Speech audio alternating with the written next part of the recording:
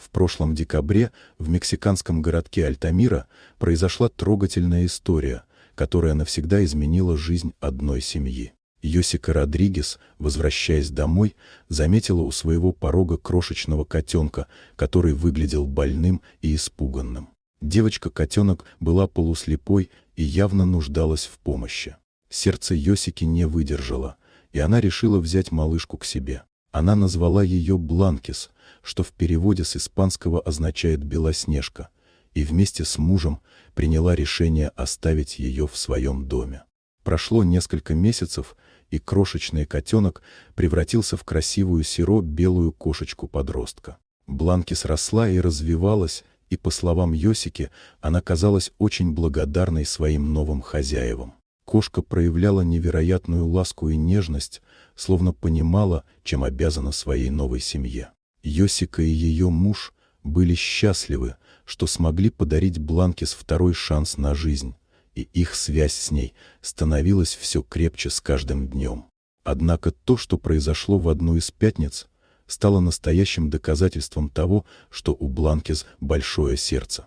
Утром, собираясь на работу, Йосика вдруг услышала, как ее муж зовет ее с первого этажа. «Ты должна спуститься сюда. Наш котенок принес животное на спине», — воскликнул он. Йосика, услышав это, сразу же подумала, что Бланкис подхватила на улице блох или что-то подобное, и с нехорошими предчувствиями начала спускаться вниз.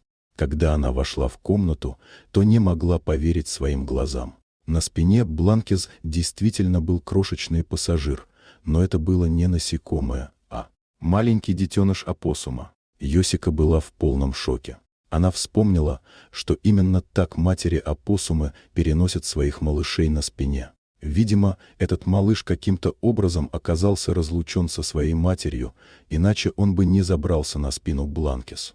Скорее всего, увидев одинокого малыша на улице, Бланкис решила помочь ему и позволила ему забраться к себе на спину, чтобы отнести его в безопасное место. Это было так трогательно и символично. Йосика, понимая, что малыш нуждается в помощи, немедленно связалась со специалистом по диким животным. Она хотела узнать, как ей следует ухаживать за опоссумом, пока его не возьмут под профессиональное наблюдение.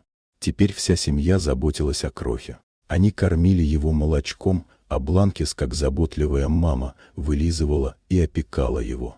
Йосика и ее муж были поражены тем, как быстро Бланкис приняла на себя роль защитницы.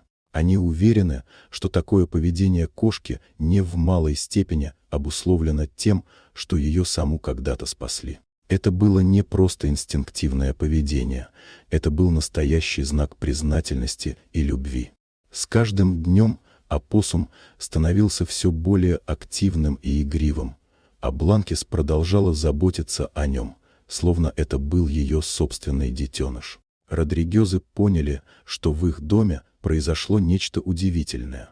Эта история стала символом дружбы и взаимопомощи между животными, независимо от их вида. Семья решила, что когда опоссум подрастет и станет самостоятельным, они найдут ему подходящее место, где он сможет жить в безопасности. Но пока они наслаждались каждым моментом, проведенным вместе. Бланкис и опоссум стали неразлучными друзьями, и их дружба только укреплялась с каждым днем. История Йосики, Бланкис и маленького опоссума вдохновила многих в их сообществе. Люди начали говорить о важности заботы о животных, о том, насколько важно помогать тем, кто не может помочь себе. Эта трогательная история напомнила всем о том, что доброта и сострадание могут изменить жизни, и что даже самые маленькие существа могут стать героями в нашей жизни.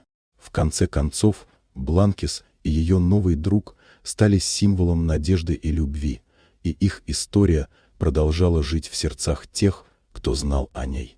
Семья Родригезов поняла, что, спасая одно животное, они не только изменили его жизнь, но и обогатили свою собственную, наполнив ее радостью и смыслом. Дорогие друзья, если вам понравилось видео, поставьте лайк, а также подписывайтесь на канал, где найдете еще много интересного.